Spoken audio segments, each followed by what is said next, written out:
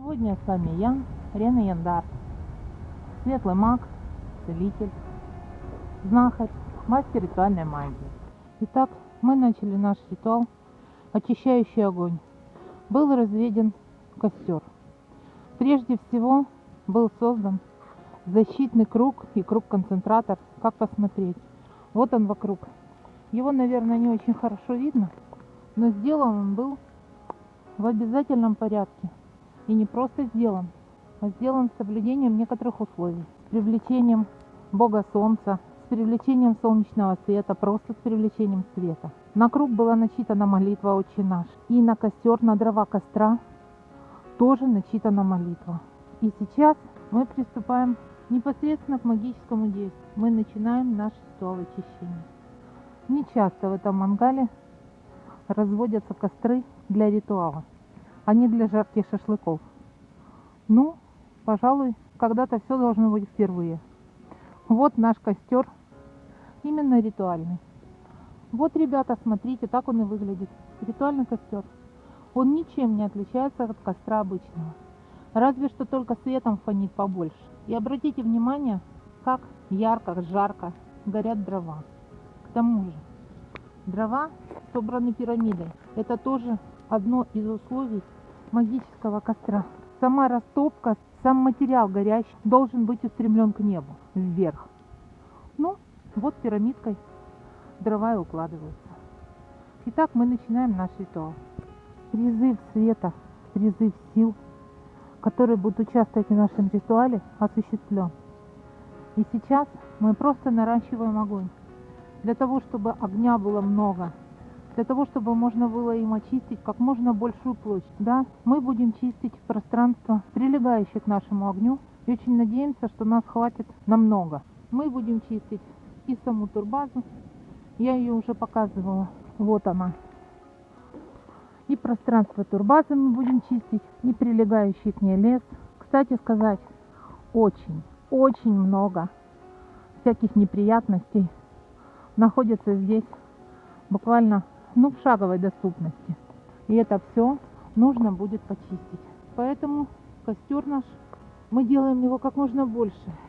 Силы призваны, собственно, работа начинает. Гори, гори ясно, чтобы не погасло. Ну и с Богом нам на работу. Чистка окружающего пространства идет полным ходом. Дрова хорошенько разгорелись, и наш костер дает очень много тепла и еще больше света. Причем света на энергетическом плане. Вы можете посмотреть, я думаю, будет интересно тем, кто видит. Конечно, кто-то может посмеяться, но знаете, смеяться будут как раз именно те придурки, которые засоряют лес, энергетику леса, которые приезжают просто для того, чтобы насрать, а не для того, чтобы помочь отдохнуть, оздоровиться, почиститься. Поэтому пусть смеются. Не думаю, что смех их будет откровенным. А остальные люди, которые заинтересованы в сохранении нашего мира, которые понимают, что наш мир очень хрупкая вещь, и его надо беречь, вполне могут повторять за нами. Очищающий огонь, костер и чистка пространства огнем этого костра, энергии этого костра. Ну что, заодно и с огнем научитесь работать.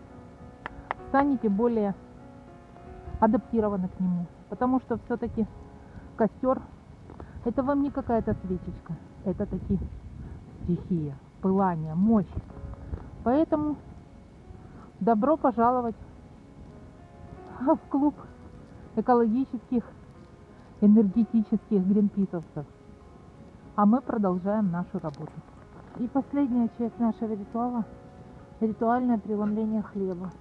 На очищающем огне мы чуть поджариваем хлеб и преломим его с лесными духами, с лесными силами, силами природы. То есть отщипнем по кусочку от прижаренного хлебушка, положим в рот и в то же время поделимся с природой. Вот наш заключительный этап, наше завершение очищающего ритуала очищающий огонь. Это заключительная часть моего видео. Заканчивается наш ритуал очищающий огонь. Прогорают угли, огонь отгорел на славу. Был очень вкусный разделен хлеб. с лесом, с природой. Даже синичка уже прилетела, кстати. Не успели здесь накрошить вокруг хлеба, прилетела синичка и уже с удовольствием ее ест. Вот она.